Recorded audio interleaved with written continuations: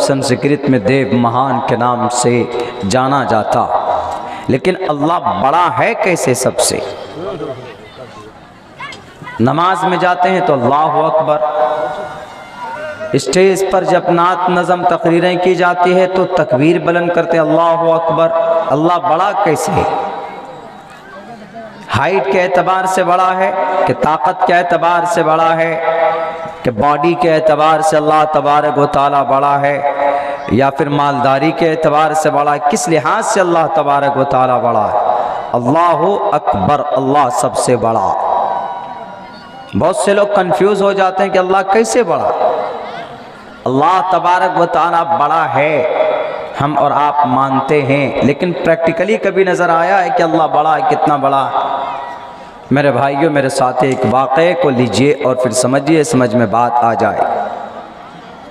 इस धरती के ऊपर 4 बड़े बादशाह गुजरे, एक का नाम उनमें से नमरूद था। हज़रत इब्राहीम अलैहिस्सलाम का ज़माना है और कुफ्र शिर्क और कुफ्र बुत का आमाज गाह, बल्कि बहुत परिचलन है। धड़ल्ले से लोग बुतों को बनाते थे, पत्थरों को पूज तराशते थे और उसको खुदा बनाते थे। मगर उन्हीं में से एक अल्लाह के नबी हज़रत इब्राहीम अलैहिस्सलातु वस्सलाम को अल्लाह ने मबूस किया, खड़ा किया।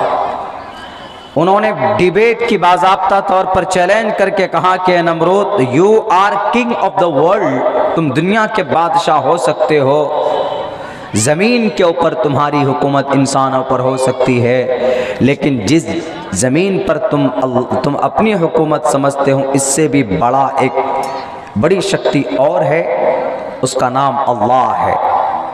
उन्होंने कहा कि अल्लाह क्या करता है तुम्हारा? कहा अल्लाह तबारक व तआला हमारा क्या करता है? मारता है, जिलाता है। उन्होंने कहा कि इट्स वेरी सिंपल, मैं भी कर सकता हूँ, I can do the very easily, बहुत आसानी से मैं ये कर सकता हूँ। तो 2 गुलाम को बुलाता है, जिसको फांसी होने वाली होती है उसको छोड़ देता है, और जो बेचारा मासूम होता है उसको फांसी पर चढ़ा देता है, और ये कहता है कि देखो, जिसकी मुकद्दर में मौत है मैंने उसको बख्श दिया, और जिसको मौत नहीं, जिसकी जिंदगी थी, मैंने उसको मौत दे दी। I am a king of the world, I am a creator of the world. मैं दुनिया का महान रब हूं। Therefore you have to accept me and you have to worship to me। तुम्हें मेरी ज़ात को इबादत करनी पड़ेगी, मेरी ज़ात की। मेरे भाइयों, मेरे साथियों, तो हज़रत इब्राहीम अलैहिस्सलाम का डिबेट चलता रहा उनके साथ। बिल आखिर एक लंबा ज़माना चला नमरूद के साथ डिबेट का, मुकाबले का। दलील पेश करते हज़रत इब्राहीम अलैहिस्सलातु वस्सलाम, वो नमरूद ऐसा कम वक़्त समझ में नहीं आती, अलग तरीक़े से समझता। तो एक रोज़ बात सामने आई तो उन्होंने ये कहा कि ये नमरूद मानेगा नहीं। उन्होंने कहा कि नमरूद, तो you are a king of the world, you are a creator of the world, are you creator of the world? You are a creator of the world, तुम दुनिया के खुदा हो। Are you creator of the world, क्या तुम दुनिया के खुदा हो? जब हेल्पिंग वर्ब को सबसे पहले यूज़ करते हैं तो वो क्वेश्चन का माना देता। Are you are you subject, are helping verb, creator इसका ऑब्जेक्ट है। जैसे मुब्तदा खबर है वैसे आप समझ सकते। तो उन्होंने कहा कि क्या तुम दुनिया के खुदा हो?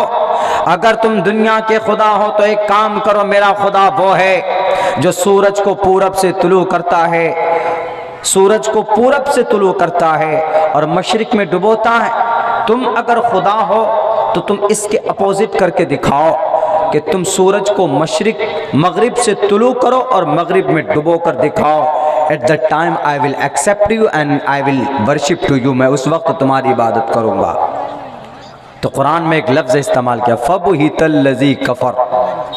हमारे उस्ताद मोहतरम हज़रत मौलाना कमाल साहब इसका तर्जमा बहुत अलग तरीके से करते थे, यहाँ कर नहीं सकता, माएँ बहनें बैठी हुई हैं, लेकिन एक दूसरा मुअज़्ज़ब लफ्ज़ है, फबुहितल लज़ी कफ़र, उसके पसीने छूट गए। फबुहितल लज़ी कफ़र, जिसने इनकार किया काफिर के पसीने छूट गए। गांव देहात के भाषा में कुछ और बोलते हैं कि उसकी फट गई, यानी काफिर उसकी, नमरूद की। क्यों? वो कर नहीं सकता था। He is not able to do, नहीं कर सकता था। कैसे कर सकता? सूरज को पकड़ सकता है कोई, सूरज की तपिश को पकड़ सकता है कोई। तो बहरकैफ उसके बाद जब उसको रंजिश शुरू हुई कि ये इसने मेरी बेइज्जती की लोगों के सामने, एक न एक दिन मैं इससे बदला लूंगा। एक मौका आया, हज़रत इब्राहीम अलैहिस्सलाम गए बुतखाने में, उन तमाम बुतखाने में टोटल बुतों के, किसी की नाक, किसी के हाथ, किसी के पैर, किसी की कमर तोड़ दी और फिर कुल्हाड़ी सबसे बड़े बुत के गर्दन पे लटका के वहाँ से आ गए। आप पढ़िए 23वें पारे के अंदर इसकी पूरी तफसील मिलेगी।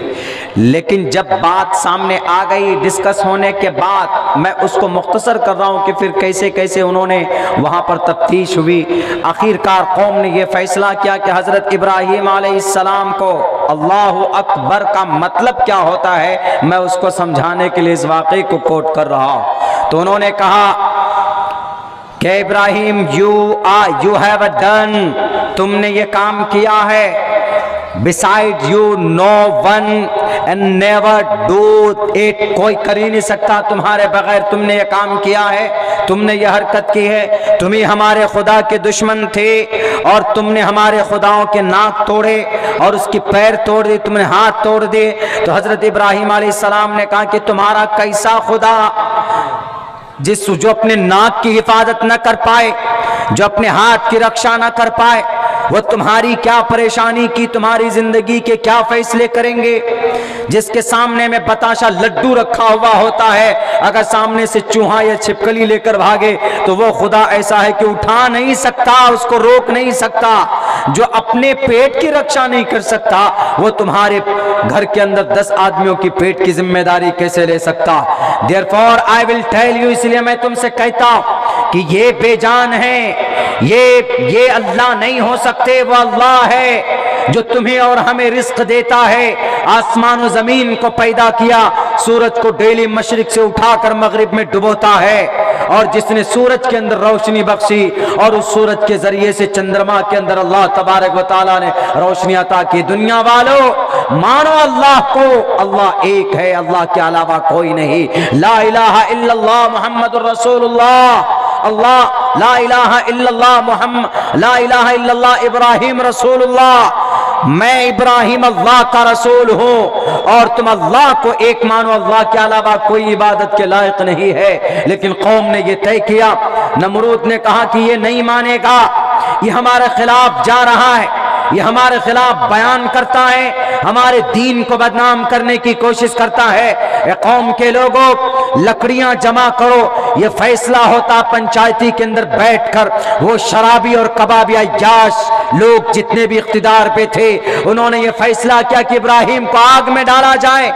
1 महीने तक तकरीबन आग जलाने के लिए लकड़ियां जमा की जाती है, और जमा करने के बाद हजरत इब्राहीम को तारीख इस्लाम के अंदर मौलाना इदरीस साहब रहमतुल्लाहि अलैह ने यह कोड नकल किया है कि मिंजीक के अंदर डालकर हजरत इब्राहीम को आग में फेंका जाता।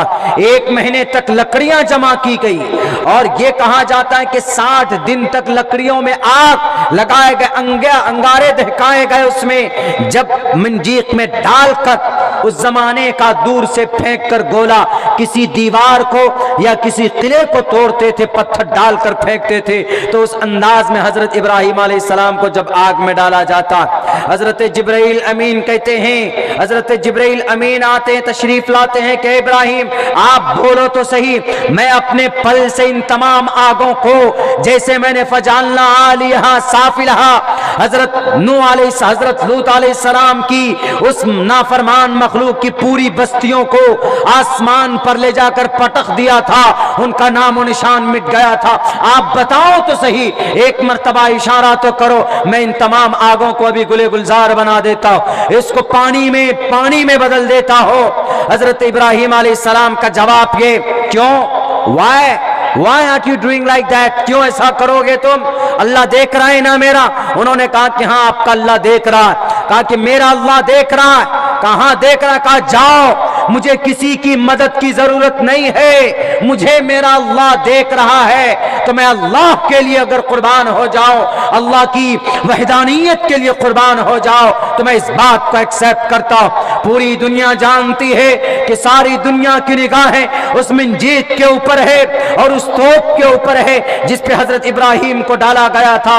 हजरत इब्राहिम अलैहिस्सलाम को जब फेंका जाता, जब वो जाकर गिरने लगते हैं, तो डायरेक्ट अल्लाह तबारक व तआला ने किसी फरिश्ते के जरिए नहीं, हजरत जिब्राइल के जरिए नहीं, मीकाईल और इसराफील के जरिए नहीं, डायरेक्ट वहां पर कहता या नारू कूनी, एक आयात ठंडी हो जाए इब्राहिम पर। इस ताकत को जो डायरेक्ट कनेक्शन है, इस ताकत को अल्लाहु अकबर कहा जाता है कि अल्लाह तबारक व तआला वो है जो सर्वशक्तिमान देव महान है, जो डायरेक्ट किसी बंदे की हिफाजत कर दे, बीच में कोई वास्ता ना हो, कोई वर्ड भी ना हो, कुन फयकून का वर्ड भी ना हो, तो उसको कहा जाता है कि अल्लाहु अकबर, अल्लाह सबसे बड़ा है। जब आग में डाले जाते हैं हजरत इब्राहिम, तो अल्लाह तबारक व तआला कहता है कि आग यू डोंट टच इब्राहिम अलैहिस्सलाम, वो मेरे खलील है, खलील मेरे महबूब है, वो खलील हैं, उनका बाल बाका नहीं होना चाहिए। मेरे कौम के, मेरे समाज के लोगों,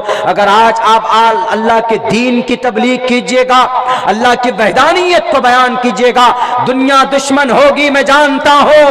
अगर तबलीग की बात चलती है निजामुद्दीन मरकज से, तो 14 जनाब बड़े बड़े वो तैयार किए जाते चार्जशीट निजामुद्दीन मरकज के खिलाफ, मदारिस के खिलाफ, मसाजिद के खिलाफ, कि वहां पर नमाज की बात की जाती है, यहां पर कुरान की बात की जाती है। इस पर बंदिश लगनी चाहिए। लगाओ ताकतें, नमरूद आजमा चुका है, आग में डाले गए इब्राहिम अलैहिस्सलाम, लेकिन अल्लाह तबारक व तआला ने कहा कि जो मेरी मदद करेगा मैं उसकी डायरेक्ट मदद करूंगा, और इस डायरेक्ट के मदद को कहा जाता है अल्लाहु अकबर, अल्लाह सबसे बड़ा। कोई ताकत बीच में नहीं थी, डायरेक्ट अल्लाह ने मदद की। कई जगह के ऊपर अल्लाह तबारक व तआला ने सबको छोड़ा, किसको? कोई फरिश्ता नहीं आएगा बीच में, मैं, मेरे लिए जान दे रहा है इब्राहिम, मैं काफी हूं। और इब्राहिम अलैहिस्सलाम का विश्वास भी था।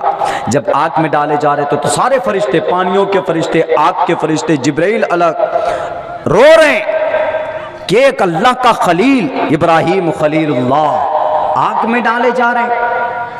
वो गुनाह किसके खिलाफ? शिर्क के खिलाफ सिर्फ आवाज बुलंद की थी। और शिर्क इतना बड़ा और बुरा मर्ज है कि जिसके अंदर शिर्क है, अगर वो बड़ा मुत्तकी और तकवा और परहेज़गार माना जाता है, उसका कोई भी अमल इब्न माजा की हदीस से काबिल कबूल नहीं होती। इसीलिए लुक़मान अलैहिस्सलाम ने कहा अपने बेटे से कि या बुनय्या ला तुश्रिक बिल्लाह, ए बेटे सब गुनाह कर लेना, अल्लाह तबारक व तआला माफ़ कर देगा बड़ी आसानी से, लेकिन कभी भी तुम अल्लाह की ज़ात के साथ किसी को शरीक मत करना। या बुनय्या ला तुश्रिक बिल्लाह। नमाज पढ़ रहे हैं हम, ज़कात भी दे रहे हैं, रोज़ा भी रख रहे हैं, हज भी कर रहे हैं, लेकिन अगर ज़र्रा बराबर आमेज़िश है अल्लाह के ताल्लुक़ से, ज़र्रा बराबर शिर्क पाया जाता है अल्लाह के ताल्लुक़ से, तो अल्लाह तबारक व तआला doesn't forgive your all person, Allah माफ़ नहीं करेगा। इसलिए कहा गया इन्नल्लाह ला यग़फिरु, अल्लाह के साथ किसी और को खड़ा कर।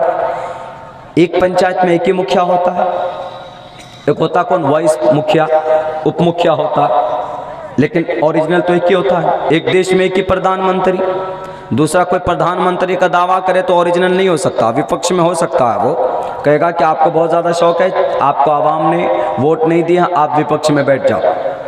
एक ओरिजिनल सरकार होती है और एक दूसरा सरकार के पहिए को जाम करने के लिए कौन होते हैं? विपक्षी दल होते हैं, अपोजिशन होते हैं। सरकार अपोजिशन, लेकिन वो लीडर बड़ा नहीं हो सकता। हाँ, सरकार न चलने दे, ये अपोजिशन की जिम्मेदारी होती है। पेट्रोल बढ़ गया, डीजल बढ़ गया, टमाटर के भाव बढ़ गए। अभी देखिए पड़ोसी मुल्क के एक बहुत बड़े लीडर हैं, क्रिकेटर हैं, उनकी कुर्सी खतरे में। 28 तारीख को, कल को शायद फैसले होने वाले उनके भी। तो अपोजिशन हमेशा बात टांग अड़ा देती, लेकिन वो खुद मुख्तार नहीं होता, क्योंकि खुद मुख्तार एक ही होता है जो बड़ा होता है। जब एक देश में एक प्रधानमंत्री के बजाय कोई दूसरा प्रधानमंत्री नहीं हो सकता, तो बताइए इस पूरे संसार के अंदर एक अल्लाह के अलावा किसी और को हम ये अथॉरिटी दे सकते हैं कि अल्लाह की तरह ताकत किसी और को भी है? इसीलिए कहा इन्नल्लाह ला यग़फ़िरु अन युशरक बिही व यग़फ़िरु मा दून ज़ालिका लिमन यशा। ये इतना कॉमन बीमारी है, इतनी बड़ी कॉमन कि हिंदू भाइयों के भी ग्रंथ में मौजूद। बहुत एक पुराना मंत्र मैं पढ़ा करता था पहले, अंदंतमः प्रियोशंति असंभवती मुपास्ति ततु भूय इव्युति तमो संभूत्यामृता। हमारे हिंदू भाइयों में इस चीज़ की बहुत ख़राब वो है, उनके यहाँ बहुत ज़्यादा शिर्क पाया जाता है। हम में भी पाया जाता, हम मुसलमानों में भी पाया जाता है। मैं खुलकर तो नहीं बोलूँगा, लेकिन इतना ज़रूर कहूँगा कि मुसलमानों, नमाजी हैं आप, रोज़ेदार हैं आप, ज़कात भी देते हैं, हज भी करते हैं, तहज्जुद भी पढ़ते हैं, इशराक भी पढ़ते हैं, चाश्त भी पढ़ते हैं, कितने नमाज़ें पढ़ते हैं आप, पूरे दिन आप अल्लाह अल्लाह करते हैं, तस्बीह पढ़ते रहते। लेकिन अगर आपके ईमान में ज़र्रा बराबर आमेज़िश है, तो प्रॉफेट मोहम्मद सल्लल्लाहु अलैहि वसल्लम openly said, clearly mention in the रवाहु इब्न माजा, साए सित्ता की एक मजबूत किताब इब्न माजा, सहाए सित्ता हदीस की 6 बड़ी किताब, बुखारी, मुस्लिम, तिरमिजी, अबू दाऊद, नसई, इब्न माजा है कि नहीं, याद रखिएगा। वो उस किताब की एक हदीस है कि जिस आदमी में जर्रा बराबर अकीदे के एतबार से आमेजिश हो, तो अल्लाह तबारक व तआला क़यामत के दिन ना उसकी नमाज कबूल करेगा, ना ज़कात कबूल करेगा, ना हज कबूल करेगा। क्यों? अल्लाह के ताल्लुक से अभी वहदानियत प्योर नहीं है। अल्लाह को एक माना क्यों नहीं है? उसके बावजूद भी अल्लाह रोटी दे रहा है। बताइए, सबसे ज्यादा ये बीमारी हिंदू भाइयों में ऐसा कि उनके यहाँ कोई भी एक महान भगवान नहीं होता, हर चीज की अथॉरिटी अलग अलग होती है। जैसे आप ब्लॉक चले जाइए, ब्लॉक के अंदर कौन सीईओ होता है, बीडीओ होता है, और बीआरसी चले जाए, वहाँ पर एजुकेशनल डिपार्टमेंट में अलग अलग सिस्टम है, अलग अलग शोबे जात है। आप पंचायत में चले आइए, मुखिया है, सरपंच है, समिति है, ज़िला परिषद है, और मुखिया का जो सहायक होता है उसका मेंबर होता है। ये सारे अलग अलग। हिंदू भाइयों में सेम यही कॉन्सेप्ट है। बड़ा, सबसे बड़ा जो होता है उनके यहाँ वो अलग होता, वो हरि होता, हरि, जिसको हम लोग विष्णु बोलते हैं। विष्णु अपने एतबार से सबसे बड़ा होता, विष्णु के बाद अपने एतबार से शिव होते, शिव के बाद अपने एतबार से उनका creator of the world Brahma होता है। ये ब्रह्मा, इसी ब्रह्मा के बारे में कहा जाता है कि ब्राह्मण लोग सर से पैदा हो गए, और क्षेत्रीय लोग हाथ से पैदा हो, और वैश्य लोग रान से पैदा हो, और शूद्र लोग पैर से पैदा हो। कल हमने एक जगह पे बात भी कही कि भाई अगर ब्राह्मण सर से पैदा हुए वो पाक, ब्रह्मा जी का सर पाक, हाथ भी पाक, रान भी पाक, तो क्या ब्रह्मा जी का पैर नापाक था? किसी भी आदमी का सर जितना अहम रहता है उतना ही तो पैर भी अहम है। हमारे हिंदू भाइयों, ये 4 अकीदे आपके बीच में, आपके मनुस्मृति में है, ऋग्वेद में नहीं है, सामवेद में नहीं है, अथर्ववेद में नहीं, रामायण में नहीं, महाभारत में नहीं है, ये सिर्फ मनुस्मृति में है। और यकीन के साथ ये बात नहीं कही जा सकती कि मनुस्मृति महाजल पलवान वाले के मनु की पूरी वो ओरिजिनल बुक हो, बदल दिया आपने।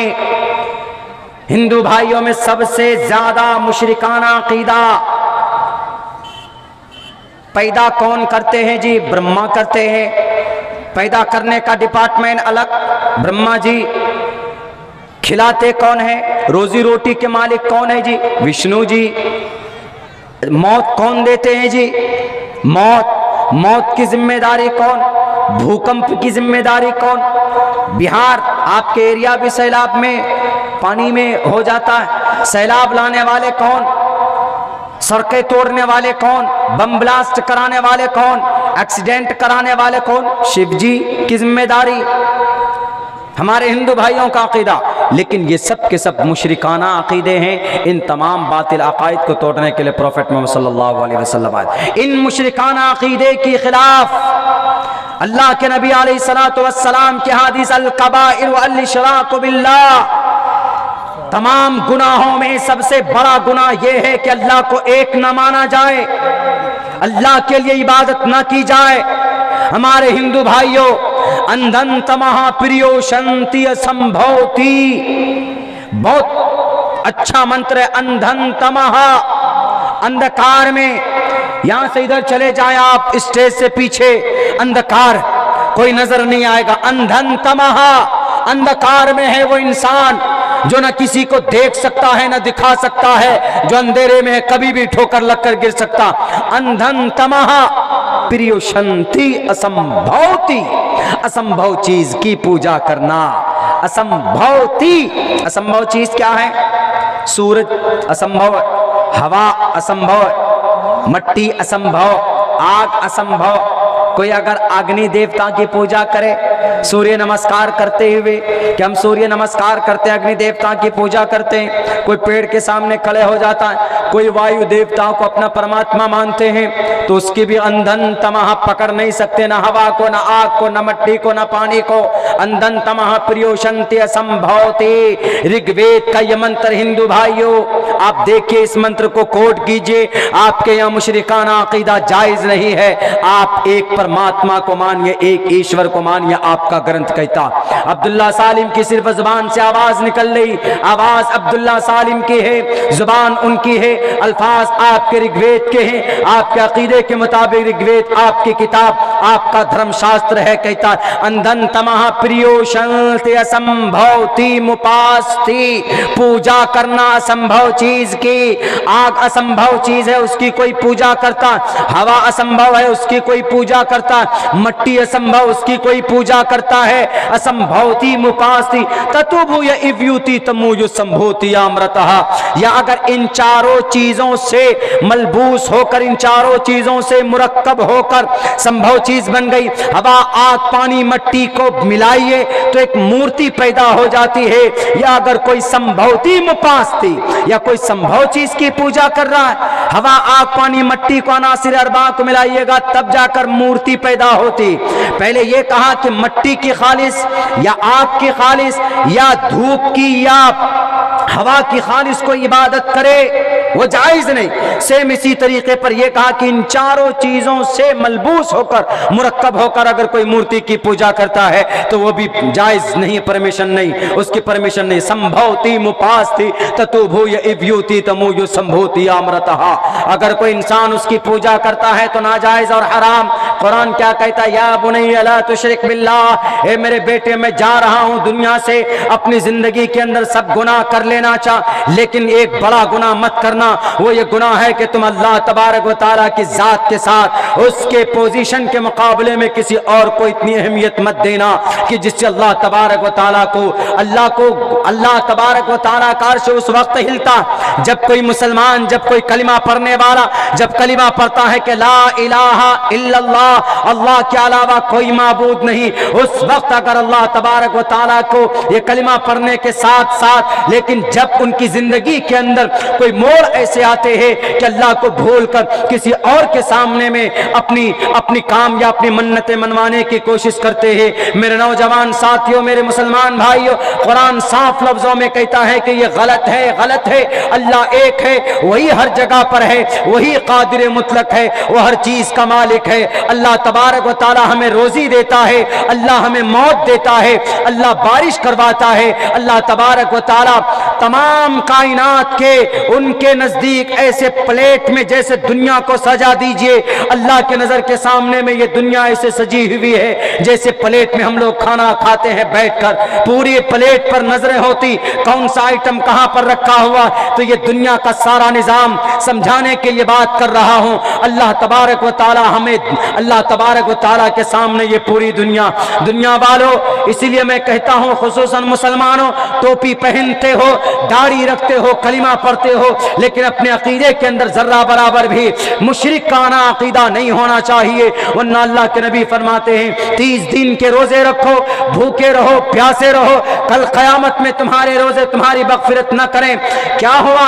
हिंदू भाइयों का भी तो यही अकीदा है ना कि उनका भी परमात्मा एक है, खुदा एक है। अकीदा ये है, लेकिन उसके साथ साथ छोटे छोटे डिपार्टमेंट बना दिए।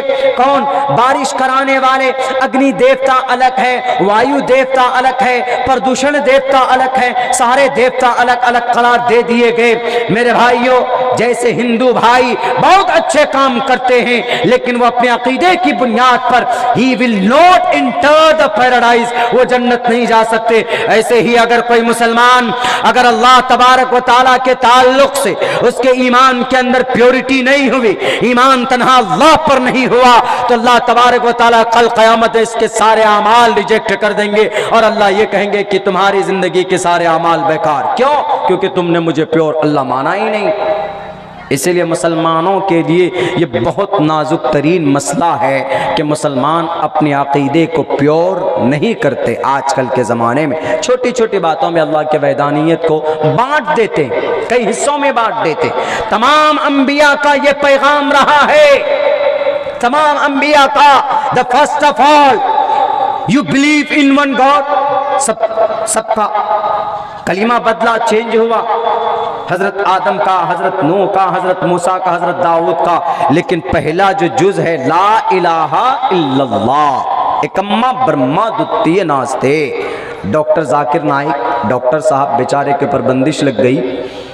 अल्लाह इस्लाम की स्टडी के एतबार से, कंपैरेटिव स्टडीज़ में बहुत अच्छी पकड़ है उनकी। मसाइल के ऊपर कहीं पर चूक हुई है उसमें अरबिक ग्रामर के एतबार से, लेकिन इस्लाम की वहदानियत को और इस्लाम के हक़ानियत को जो उन्होंने पूरी धार्मिक ग्रंथों से जो पेश किया है, उस पर वो ये एकम्मा ब्रह्मा का जो तर्जमा, उनकी किताब पढ़िए, उनको आपको पता चलेगा। उनकी एक बहुत इतनी बड़ी मोटी किताब हम लोगों को पढ़ाई गई, वो किताब अपनी इंस्टीट्यूट के अंदर अदावा करके, तो उन्होंने एकम्मा ब्रह्मा का जो तर्जमा किया है, वही तर्जमा मेरे जहन में आज तक याद। वो अंग्रेजी जुबान में है, एकम्मा ब्रह्मा द्वितीय नास्ते नेह ना नास्ते। ये जो नेह ना नास्ते, अंश अंश मात्र, अंश बराबर भी उस एक ईश्वर में कोई और गुंजाइश नहीं है कि उसको दूसरा माना जाए। एकम्मा ब्रह्मा द्वितीय नास्ते नहीं ना नास्ते, द्वितीय नास्ते आ गया था, काफी था, लेकिन ताकीद दर ताकीद, नहीं ना नास्ते किंचन, बिल्कुल भी नहीं, अंश मात्र भी नहीं।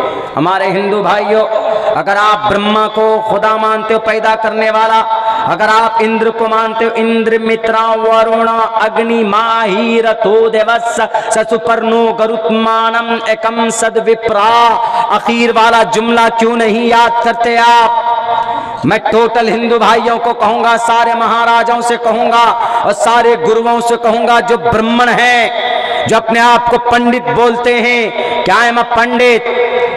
हिंदू धर्म में जो पंडित होगा, जो ब्राह्मण होगा, वही पढ़ पाएगा, लेकिन आप इसको क्यों नहीं पढ़ते? साफ लफ्जों में इंद्र मित्रा वरुण अग्निमाही रथो देवस्स एकम सद्विप्रा, यहां तक पढ़ते एकम सद्विप्रा बुधा वदंती रथो देवस्स ससुपर्णो गरुत्मानम एकम सद्विप्रा। इस जुमले को छोड़ देते।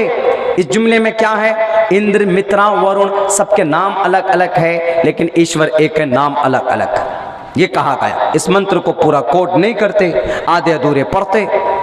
मैं हर जलसों में क्यों कहता हूं हिंदू भाइयों को कि अपनी किताब खुद से पढ़िए। आप जैसे हम लोग अपने मदरसे हमने कायम किए, आप ऋग्वेद पढ़ाने के लिए पाठशालाएं बनाइए, आप यजुर्वेद पढ़ाने के लिए पाठशालाएं बनाइए। नहीं मिलेगा टीचर, इंशाअल्लाह बनाइए, सीमांचल लेवल पर मैं आता हूं आपको तालीम देने के लिए। मैं ऋग्वेद लेकर आऊंगा, मैं यजुर्वेद लेकर आऊंगा, आपको बताऊंगा कि छोड़ो इन नेताओं को, इन गद्दारों को, इन लुटेरों को। ये तो कभी कभी फाइल बनाकर आपको मरवाएंगे, कभी कभी द कश्मीर फाइल बनाकर गलत हिस्ट्री पेश करेंगे लोगों के सामने में, जो जेन्युइन हिस्ट्री उसको नहीं रखेंगे। 1984 दंगे, सिख लोग 8000 मारे गए दिल्ली में, क्यों नहीं कश्मीर, क्यों नहीं ये फाइल बनाया अग्निहोत्री जी? 200 करोड़ तो पार कर गया, आप कमा लिया आपने। मी टू के अंदर कई सारे केसेस लॉन्च है इस बंदे के ऊपर। मी टू मतलब कितने सारे हीरोइन के ऊपर, कितने सारे एक्ट्रेस के ऊपर, एक्ट्रेस ने इनके ऊपर केस फाइल किया। एकदम सबसे ज्यादा फ्लॉ डायरेक्टर साहब अग्निहोत्री जी। क्या आपने कहा कि हम 4000 घंटे से रिसर्च कर रहे हैं, किस पर? कश्मीरी पंडितों पर। कश्मीरी पंडित पर अगर आप कर रहे थे, मात्र सेंसस का रिपोर्ट है 89 Kashmiri pandit was killed by the terrorist के जरिए से 1 कम 90 मारे गए, 1 कम 90। लेकिन आज कश्मीर में कितनी मुस्लिम माइनॉरिटी मारे जाते, कितने मारे जाते टेररिस्ट के जरिए? उनके ऊपर क्यों नहीं बनाया? अगर आपने 4000 घंटे, ये कहना कि 4-5 हज़ार घंटे हमने रिसर्च की, तो दिल्ली के दंगे को याद कर लेते आप मुरादाबाद के दंगे को याद कर लेते, आप भागलपुर के दंगे को याद कर लेते, आप मुजफ्फरनगर के दंगे को याद कर लेते, आप याद कर लेते भिवंडी के दंगे को याद कर लेते, आजमगढ़ सन 2007 के दंगे को याद कर लेते, सन 2013 मुजफ्फरनगर के अंदर आप उस दंगे को याद कर लेते, 1983 आसाम के दंगे को याद कर लेते। और सबसे बड़ा आज के इख्तिदार का सबसे बड़ा लीडर, उसकी कुर्सी 3 टर्म तक रखी रही, 2000 मुस्लिम माइनॉरिटी की लाशों के ऊपर सन 2002 22 फरवरी गोधरा कांड देख कर आया हूं मैं उस शहर को, उस जलते हुए शहर को। तकरीबन 2000 समाज की बहू बेटियों की उसके ऊपर पिक्चर बड़ी फरजाना, उसको नहीं रिलीज होने दिया आपने। क्यों? क्योंकि उसमें आपकी हकीकत को लोगों के सामने रखा गया था। आपने कहा प्राइम मिनिस्टर साहब, लोग अगर कोई साहस कर रहा हक को सामने लाने के लिए तो उसको प्रमोट होना चाहिए, प्रमोशन मिलनी चाहिए। तो सन 2002 के ऊपर जो पिक्चर बनाई गई उसको भी प्रमोट कीजिए ना। क्यों आप नहीं करेंगे? इसलिए कि वो टोटल शक की सुइयां और वो टोटल मुजरिमाना सुइयां आपके तरफ जाते। आपने उस एसपी को भी, उस संजीव भट्ट को भी अंदर करा दिया जो आपके काले चिट्ठे को लोगों के सामने रखने वाला था। मालिया गांव के काले चिट्ठे को अंदर करने वाला, लोगों के सामने रखने वाला कौन? हेमंत करकरे, जिसको मुंबई ब्लास्ट के अंदर साजिश के तहत उसको गोलियों से भुनवाया। वरना सारे ये जितने भी थे, ये जितने अंदर गुंडे और गरगे थे जिन्होंने बम ब्लास्ट करवाया था। और उसके बाद फिर शक की सुइयां किनके तरफ जाती? मुस्लिम नौजवान के तरफ। पूछो ये कर्नाटका के गुलबर्गा के निसारुद्दीन को अभी 3 रोज पहले वो 43 साल का 23 साल तक जेल के अंदर रहा। सुप्रीम कोर्ट ने यह फैसला दिया कि ये किसी आधार पर, किसी तथ्य पर इसके केस नहीं पहुंचते, कोई डॉक्यूमेंट्स नहीं, कोई प्रूफ नहीं है। इसको जो 20 साल की उम्र में पकड़ा गया, एग्जाम देने जा रहा था, उसको टाडा लगाकर 23 साल की जिंदगी बर्बाद की गई। सुप्रीम कोर्ट के जज साहब आपसे सवाल करते, उसकी 23 साल की जिंदगी जो बर्बाद हुई कौन ला करके देगा? आपने उस पुलिस वाले के ऊपर क्यों नहीं एफआईआर लॉन्च करवाया जिसने उसके हाथ में हथकड़ी डालकर असल मुजरिम को बचाया है? बेचारे निसारुद्दीन साहब, एक मासूम सा लड़का 43 साल का होकर अभी जेल से बाहर निकला। कितनों को आखिर मासूमों को अंदर करोगे, मुजरिमों को बचाने की कोशिश करोगे? अगर ऐसा चलता रहा, लाख कोशिश कर लो, यह भारत डिजिटल के दर्जे को नहीं पहुंच सकता अगर आप एक नागरिक को इंसाफ नहीं दिला सकते हैं। तो अभी आया कि नहीं आया वो लड़का निसार, 22-20 साल की उम्र में उस बेचारे को पकड़ा, एग्जाम देने जा रहा था, टाडा लगाकर। वो पुलिस वाले मरेंगे तो उसके बदन में कीड़े पड़ेंगे। ईश्वर, मैं तो कहूंगा उनसे, कौन उनकी आत्मा को निकालते? यमराज। हम कहेंगे कि इस मंत्र पर अमर करना, यम पापिष्ठास्ते प्रशांति यम रूपम भयंकरम। क्या मतलब है इसका? इसका मतलब यह है कि जब कोई बुरी आत्मा होती है ना, तो उसको इतना जोर से उसकी आत्मा को खींचा जाता है कि एक रॉड उसके सीने में छेद किया जाता है, तब पापिष्ठां से खींच कर निकालते हैं। इस्लाम में भी जब कोई बदबख्त इंसान होता है, वन्नाज़ियात ग़र्क़म वन्नाशितात नस्ता वस्साबिहात सबहन फस्साबिक़ात सबक़ा, जब कोई बुरी आत्मा होती है, नेक इंसान नहीं होता, बुरा होता है, तो फरिश्ते जब आते हैं उसको 5 मिनट 10 मिनट पहले दिखने लग जाता है। उमूमन जब उसका टाइम पूरा हो गया, बहुत से नेक आदमी होते तो कुछ से कुछ बोलने लगता है, कुछ नसीहत करने लगता है या खुद कलमा पढ़ने लगता है, ला इलाहा इल्लल्लाह मुहम्मदुर रसूलुल्लाह। देखेंगे आप कि जब आदमी की मौत होती है तो मौत से कुछ साथ पहले, कुछ लम्हे पहले तो उसको फरिश्ते दिखने शुरू हो जाते। जो नेक इंसान होता है, हम लोगों की तफसीर में यह बात बताई गई थी सूरह नाज़ियात 30वें पारे की, ये दूसरी सूरत है, वन्नाज़ियात ग़र्क़म वन्नाशितात नस्तम वस्साबिहात सबहन फस्साबिक़ात सबक़ा फलमुदब्बिरात अमरा यौम तर्जुफ़ुर राजिफ़ा।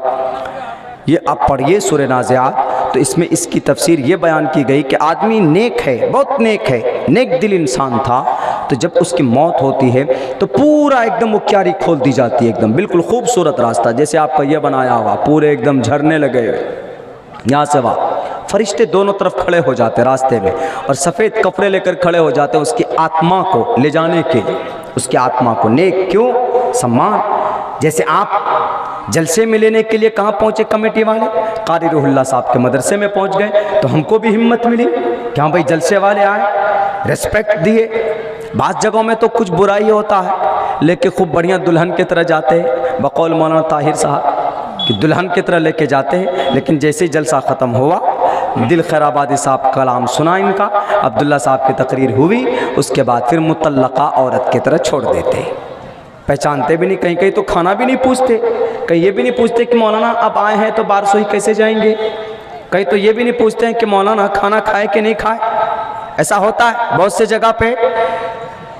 तो बैरक तो जैसे कमेटी वाले गए, गाड़ी लेके गए, अब पूरे 3-4 आदमी साथ में गए, हिम्मत मिली, खुशी हुई कि हाँ भाई जा रहे हैं, प्रोग्राम में जा रहे हैं। ऐसे ही जब नेक इंसान की आत्मा निकाली जाती है तो उसके फरिश्ते चारों तरफ, दोनों तरफ ऐसे लाइन लगाकर एकदम बिल्कुल ऊपर की तरफ से ऐसा दिखता है जैसे जीना हो, और फिर सफ़ेद कपड़े में उसकी आत्मा को जब यहाँ सीने पे उसकी उंगली रखी जाती है शहादत की, और उसकी आत्मा, उसकी रूह को जब कब्ज़ किया जाता है तो उसको पता नहीं चलता, बल्कि वो इंसान ये चाहता है कि जल्दी मुझे निकालो इस दुनिया से, यहाँ करप्शन है, यहाँ घोटाला है, यहाँ झूठ है, यहाँ बकवास है, मुझे निकालो, मैं जाना चाहता हूँ मैं अपने अपने रब के पास, अपने परवरदिगार के पास। फौरन कहता निकालो मुझे। आराम से उसके रूह को कब्ज़ करके लेके जाते। और कभी कभी रूह उधर जाती है जब आदमी की निगाहें देखते, कभी इधर होती है, कभी इधर होती है। जब वो मरता है उसकी निगाहें एक तरफ होती, तो उसकी निगाहें उसी तरफ रहती है जिस तरफ उसकी आत्मा फरिश्ते लेकर उसकी रूह को लेकर जाते। लेकिन अगर कोई बुरा इंसान होता है तो जो बुरा इंसान होता है, जैसे 2000 इंसानों की लाश पर सीएम बनकर बैठ जाते जो लोग, राजनीति करने के लिए स्ट्राइक करवा देते, राजनीति करने के लिए हमले करवा देते, गांव समाज के अंदर लड़वा देते एक दूसरे को। देखेंगे ना, अगर पार्टी पटाओ वाले तो लड़ा देते, लड़ाओ, बीच में बैठ कर वो करो, अरे तुम्हारे साथ ऐसा किया, मैं तुम्हारे साथ हूँ, चलो केस फाइल करो, पूरी सारी जायदाद बर्बाद आपकी। आपका मुसले जो होगा, आपका खैर खा होगा, वो कभी भी आपको केस का या कभी भी आपको लड़ने लड़ाने का मशवरा नहीं देगा। खैरुन्नास मन यनफउन्नास, सबसे बेहतर आदमी वो है जिससे दूसरों को फायदा हो और जो लड़ाने की बात ना करे। ला यदखुलुल जन्नत कातिल, रिश्तों को मुनक़ते करने वाले, मुनक़ते करवाने वाले जन्नत में नहीं जाएंगे।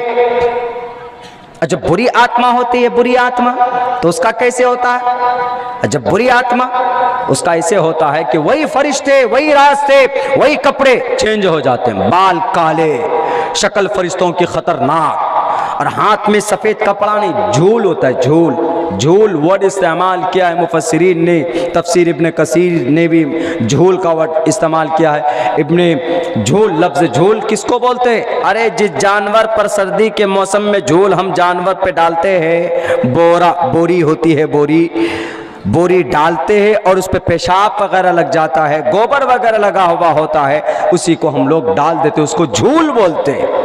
और वो झूल लेकर आते उसकी आत्मा को, जब उसकी आत्मा देखती है कि फरिश्ता आ गया मेरे सामने, मलकुल मौत, अब क्या करें, कैसे बचे, इधर उधर फिरता, इधर उधर, कभी घुटने के तरफ और कभी पैर के उंगलियों के तरफ आत्मा छुपती है कि नहीं, मैं नहीं जाना चाहती। क्यों? उसको दिखने लगता है जहन्नम के वो मनाजिर, वो खतरनाक, वो दुश्वार गुजार, वो घाटी दिखने लगती है उसको, उसकी आत्मा को।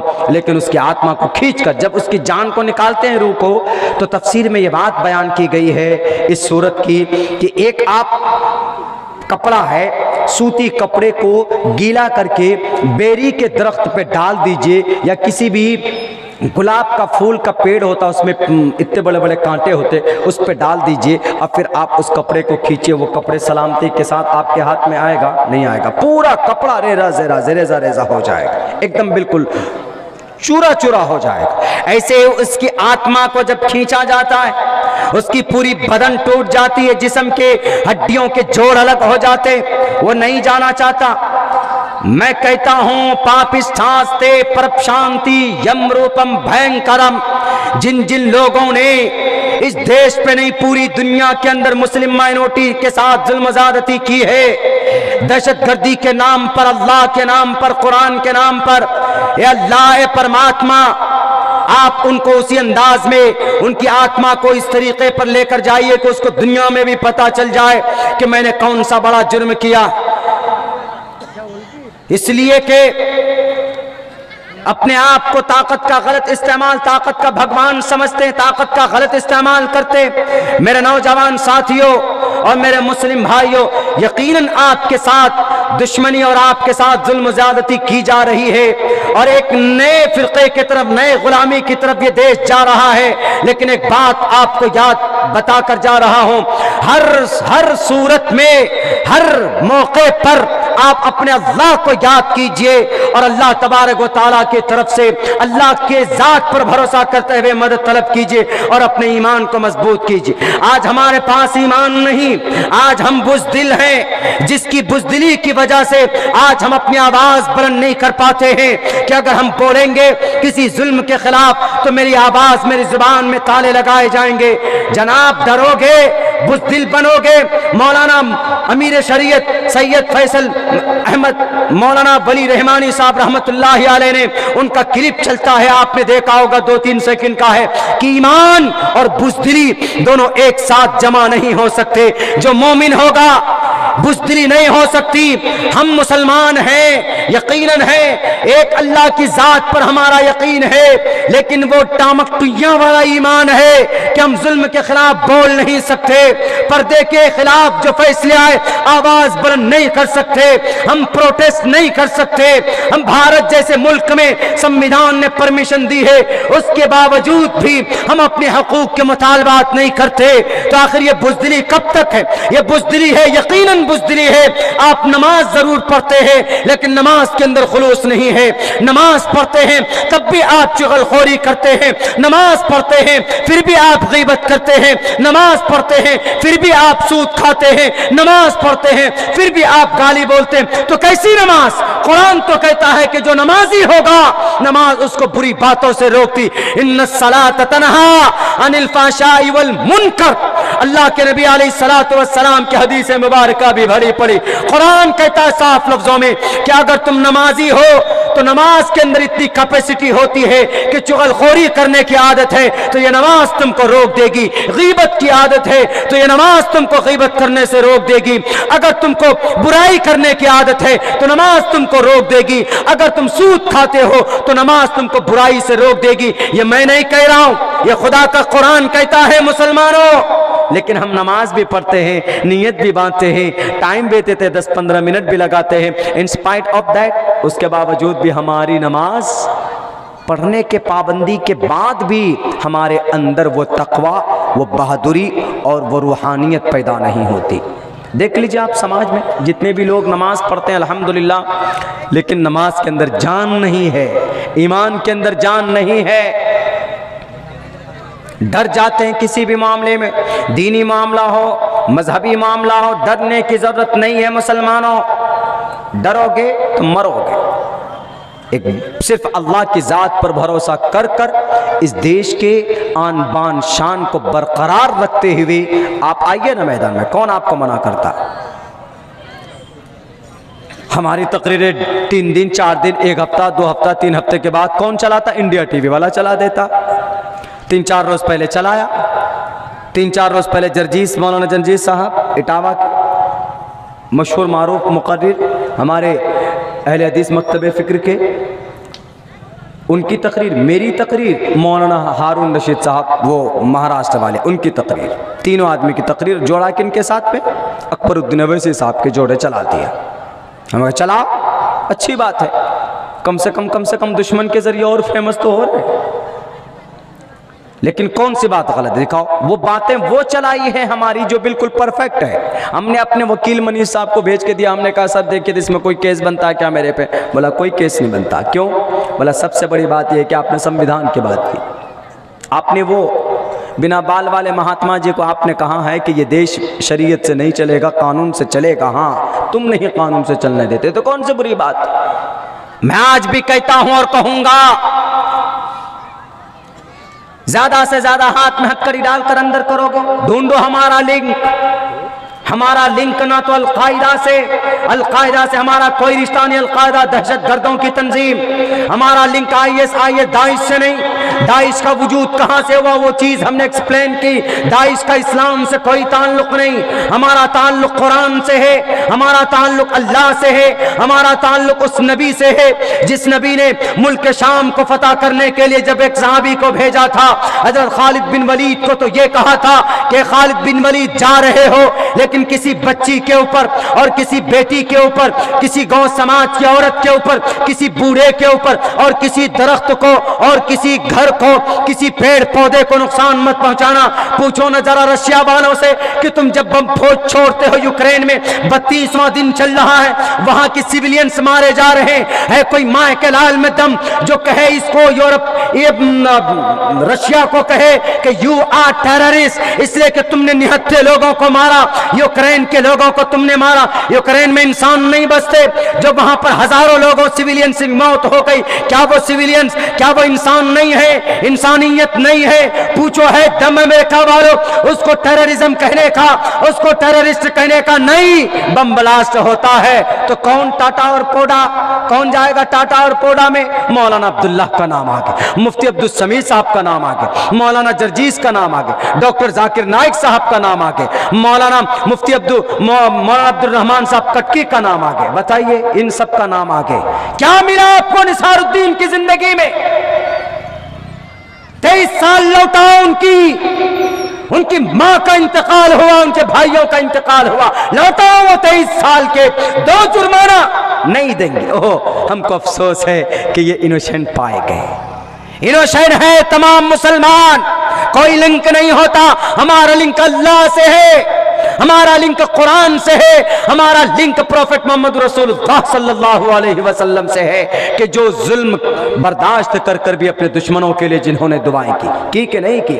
एक मौके पर जब हजरत अम्मार बिन यासिर को मारा जा रहा था, अम्मार बिन यासिर यानी बीवी भी, बेटा भी और खुद भी, सबसे पहले इस्लाम के रास्ते में ज़्यादा जुल्म तशद्दुद अगर किसी पे किया गया तो अम्मार बिन यासिर, अम्मार और इब्न यासिर, यासिर पर भी और अम्मार पर भी, और इनकी माँ जो है वो बीबी सुमैया रजी अल्लाह ताला अन्हा पर। सबसे पहली औरत अबू जहल ने बरछा मारा शर्मगाह में। एक रिवायत ये भी है कि उनको दोनों ऊँटों में बांध कर चीर दिया गया ऐसे औरत को, बीबी सुमैया को।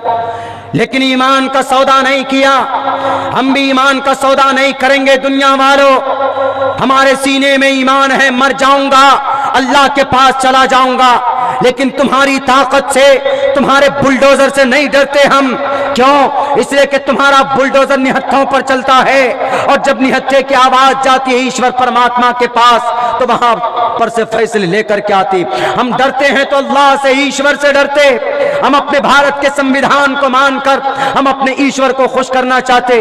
क्या करोगे तुम? डराओगे? क्या डर गई थी बीबी आसिया? फिरौन ने कोशिश की थी ना, नहीं डरी थी, अल्लाह की मदद आई थी। क्या डर गई थी आसिया की खादिमा, जिनके 2 छोटे बच्चों को अंगारे में डालकर और उबलते हुए तेल में कढ़ाई में डाल दिया जाता है, लेकिन उस औरत की हिम्मत को देख के उस औरत ने अपने आप को टस से मस नहीं किया। क्या अबू जहल कहा कि फिरौन मेरे एक छोटे बच्चे को कम से कम बख्श दे। उन्होंने कहा कि नहीं, तुम मुझे अल्लाह मानो। उन्होंने कहा कि यू आर नॉट अल्लाह, तुम अल्लाह नहीं हो, तुम ढोंगी हो, ढोंगी, तुम बहरूपिये हो। ताकत तुम्हारे पास है, अल्लाह की दी हुई ताकत है। अल्लाह वो है जिसने तुमको ताकत दी। उन्होंने कहा कि नहीं मानोगी। उस बेचारी औरत के बच्चे भी आग में डाल दिए, उस भटकते हुए उबलते हुए तेल में डाल दिया जाता है। बच्चा 2 सेकंड के अंदर उसका मोम बन जाता है, लेकिन उसके बावजूद भी ईमान का सौदा नहीं किया। खब्बाब बिन औरत को अंगारों पर लिटाया गया था, अंगारे बुझ गए थे, चर्बी पिघल पिघल कर। ईमान का सौदा नहीं किया था। मुसलमान वो जो अपने ईमान का सौदा ना करे, इंशाअल्लाह हम लोग भी वो मोमिन बनेंगे कि हम अपने ईमान का सौदा किसी भी बातिल के कहने पर या किसी मुशरिकाना अकीदे से हम अपने ईमान को कमज़ोर नहीं करेंगे। मेरे मुस्लिम भाइयों, मरना है आपको भी और हमें भी मरना है। मरने के बाद अल्लाह के पास जाना है। अल्लाह के पास जाने के बाद अपने किए का हिसाब आपको वहाँ पर देना पड़ेगा और देना पड़ेगा।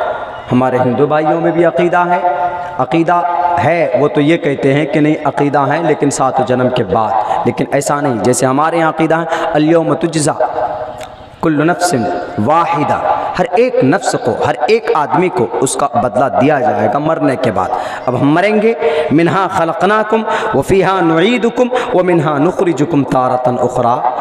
अल्लाह तबारक व तआला हमको मट्टी से पैदा किया, मट्टी में दफन कर दे और इसी मट्टी से हम बाहर आएंगे। कहाँ पर? मैदान हश्र जब कायम की जाएगी। मुल्क शाम की तारीख़ लिखी गई है, मुल्क शाम में मैदान हश्र कायम किया जाएगा और पूरा। और आप ये कहेंगे कि कितना लंबा चौड़ा टाइम लगेगा हिसाब किताब में, नहीं। कहा जाता है कि 2.5 घंटे के अंदर अल्लाह तबारक व ताला हज़रत आदम से लेकर to the day of judgement, क़यामत तक जितने भी इंसान आए 2.5 घंटे के अंदर हिसाब किताब कंप्लीट। वहाँ थोड़ा हिसाब किताब काउंटिंग होगी, हो उसका भी एजेंट लो। देवबंदी भी मकतब फ़िक्र का एजेंट अलग होगा, बरेलवियों का अलग होगा, अहले हदीसों का अलग होगा, शेरशाबादी बेरादरी का अलग होगा, जमात इस्लामी का अलग होगा।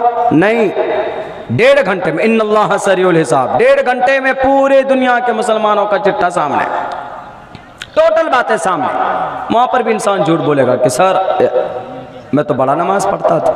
अल्लाह कहेगा कि अच्छा, इंसान यानी इतना वो है कि अल्लाह के सामने भी झूठ बोलेगा। वहाँ पर मैं तो मेरा तो अक़ीदा ठीक था या अल्लाह, मैं तो आप ही को अल्लाह मानता था। वहाँ पर भी झूठ बोलेगा, मैं तो नमाज पढ़ने जाता था कि कहीं वहाँ पर चीटिंग हो जाए। लेकिन अल्लाह तबारक व तआला कहेगा यौमा नख्तिमु अला अफ़वाहिहिम व तुकल्लिमुना ऐदीहिम, मोहर लगाओ इसके मुंह पे, सिल लो, मुंह सिल दिए जाएंगे इसके हश्र के मैदान। अल-यौमा नख्तिम, आज मैं मोहर लगा दूँ, अला अफ़वाहिहिम, तुम्हारे होंठों पे, व तुकल्लिमुना ऐदीहिम, हाथ बात करेंगे। किसी का मोबाइल चोरी, किसी की मोबाइल चोरी की होगी, किसी को मारा होगा, यह हाथ कहेगा कि अल्लाह, अपने आप को बॉडी फिल्टर समझता था ये, मेरे ज़रिए देखिए कितना डोला शोना बनाया हुआ है, और मेरे से फलां के ऊपर ज़्यादती करवाई थी। वह तुकल्लिमुना ऐदीहिम व तशहदु अर्जुलुहुम, ये पैर गवाही देंगे मेरे इसके ज़रिए से अल्लाह मुझे इस्तेमाल किया था।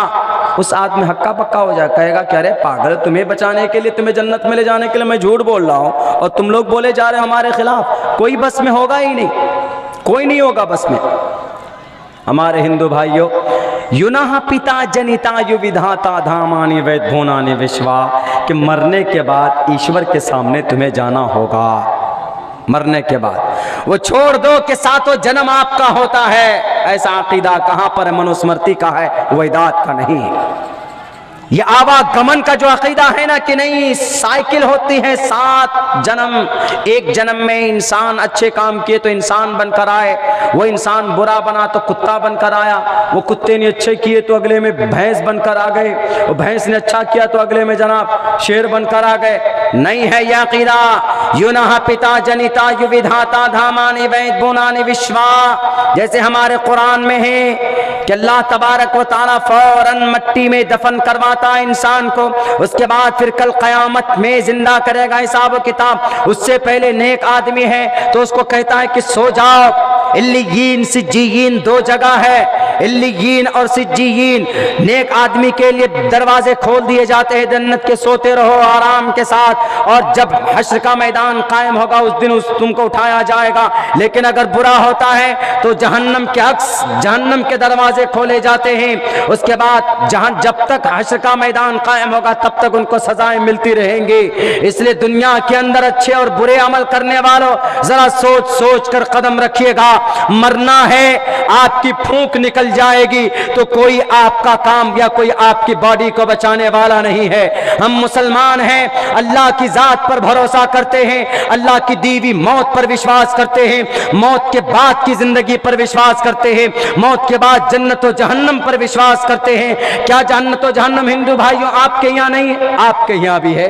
ओम पूर्णमिदः, बहुत दिनों के बाद ये मंत्र पढ़ता हूँ। ओम पूर्णमिदः पूर्णमिदं पूर्णात् पूर्णमुदच्यते पूर्णस्य पूर्णस्य पूर्णमादाय पूर्णमेवावशिष्यते। ओम शांति, ओम शांति, ओम शांति। इससे पहले भी है 2-3 वर्ड है, वो किसी किसी खुतबे में मैं पढ़ देता हूँ, लेकिन ये मंत्र जो है इसको गायत्री मंत्र का एक हिस्सा भी कहा जाता। ओम पूर्णमिदः पूर्णात् पूर्णमुदच्यते। बड़ाई है उस परमात्मा के लिए जिसने संपूर्ण जगत को बनाया, और जो जात इसको नष्ट करेगा, जो जात इसको नष्ट करेगा, किसको? इस पृथ्वी को, इस दुनिया को। कौन नष्ट करेगा? मोदी जी नष्ट करेंगे। एटम बम डालने से ज़्यादा जर्मनी हलाक हुआ था दूसरे वर्ल्ड वॉर में। जर्मनी की जो जनरेशन थी वो बर्बाद हो गई, लेकिन पूरी दुनिया बर्बाद हुई नहीं। पूरी दुनिया को बर्बाद करने की ताकत सिर्फ अल्लाह की ज़ात में। न तो अमेरिका वाला पूरा का पूरा एटम बम बरसा ले, नहीं कुछ कर सकता। ज़्यादा से ज़्यादा एक मुल्क को नुकसान पहुंचा सकता है, लेकिन पूरी दुनिया को नहीं बर्बाद कर सकता। पूरी दुनिया को बर्बाद कौन कर सकता है और कौन करेगा? अल्लाह करेगा। कुल्लु मन अलैहा फान व यबका वजहु रब्बिका ज़ुल जलाली वल इकराम। ओम पूर्णमिदः पूर्णमिदं पूर्णात् पूर्णमुदच्यते पूर्णस्य पूर्णमादाय पूर्णमेवावशिष्यते। ओम शांति, ओम शांति, ओम शांति। वो जात वो है जिसने इस दुनिया को बनाया है। कुल्लु मन अलैहा फान व यबका वजहु रब्बिका ज़ुल जलाली वल इकराम। वो जात वो है जिसने पूरी दुनिया को बनाया और सारी चीजों को फना कर देगा, कोई नहीं बचेगा। चाहे अमेरिका हो या अफ्रीका हो या जर्मनी हो या इटली हो या यूक्रेन हो या कोरिया हो, तमाम के तमाम कैचियां पैदा की जाते। कहां पर? कोरिया में, मेड इन कोरिया। वो कोरिया भी नहीं बचेगा, चाइनीज भी नहीं बचेंगे, ये सारे के सारे तबाह। कुल्लु मन अलैहा फान, ये सब के सब फना हो जाएंगे। व यबका वजहु रब्बिका ज़ुल जलाली वल इकराम। सिर्फ एक अल्लाह तबारक व तआला की जात बाकी रहेगी। मेरे मुसलमानों, वो अल्लाह है जिसने बिग बैंग, साइंटिफिकली बता जाता है कि इस दुनिया को, इस पृथ्वी को एक धुएं की शक्ल के अंदर ये दुनिया थी, ये ब्रह्मांड था। फिर एक बिग बैंग हुआ, बिग बैंग के जरिए से छोटे छोटे हिस्सों में ये दुनिया, ये अलग अलग प्लैनेट्स बिखर गए। वहां से फिर ये जमीन अलग हुई, और इस जमीन के 6 तबकात होते हैं। उनमें से तीसरे तबकात के अंदर इतने ज्यादा आग है, अंगारे हैं, लावा है कि उसके जरिए से 2 परत और बना अल्लाह तबारक व तआला ने। 10 करोड़ साल तक इस जमीन को ठंडा किया गया ताकि ऑक्सीजन पैदा की जाए। उसके बाद अल्लाह तबारक व तआला ने इस जमीन के ऊपर ऑक्सीजन रखे, और ऑक्सीजन के साथ साथ इंसानों को फिर पैदा करने के लिए, इंसानों की आबादी को बढ़ाने के लिए हजरत आदम अलैहिस्सलातु वस्सलाम को जन्नत से निकाल कर इस दुनिया के अंदर भेजा है। मेरे भाइयों, मेरे साथियों, हमारा यह अकीदा, साइंस का भी यही कहना है कि वो एक बिग बैंग के जरिए से दुनिया वजूद में आई। आपने देखा होगा कि एक इस तरीके से सफेद और काले और पीले कुछ बादलों के जरिए से एक सर्कल सा बना हुआ होता है। वो सर्कल नहीं, उसको ब्रह्मांड बोलते। उसी ब्रह्मांड के अंदर लाखों करोड़ों की तादाद में छोटे छोटे तारे होते हैं, जिसको गैलेक्सी बोलते हैं। गैलेक्सी, उस गैलेक्सी के निजाम को भी अल्लाह तबारक व तआला ने बनाया। हमारे सोलर सिस्टम में 8 प्लैनेट्स हैं, इन सबको अल्लाह तबारक व तआला ने पैदा किया। सूरज को अल्लाह ने पैदा किया, चांद को अल्लाह तबारक व तआला ने पैदा किया, इस पृथ्वी को अल्लाह तबारक व तआला ने पैदा किया। इस पृथ्वी से 3 गुना ज्यादा बड़ा ये सूरज है। सूरज से ज्यादा बड़ा मार्स माना जाता है, जिस पे पहुंचने की जुर्रत हमारे भारत के अंदर डॉक्टर APJ अब्दुल कलाम के जरिए से, उनके रॉकेट के जरिए से किया गया। आज तक मार्च तक कोई माए का लाल नहीं पहुंच पाया, लेकिन ये ईमान वाला, ये पागल के तरह दिखने वाले लंबे लंबे बाल, दुनिया पागल कहती थी डॉक्टर APJ अब्दुल कलाम को, लेकिन अंदर जो ईमान की ताकत थी, एक अल्लाह के ऊपर विश्वास था, उन्होंने जमीन से कनेक्शन जोड़ा।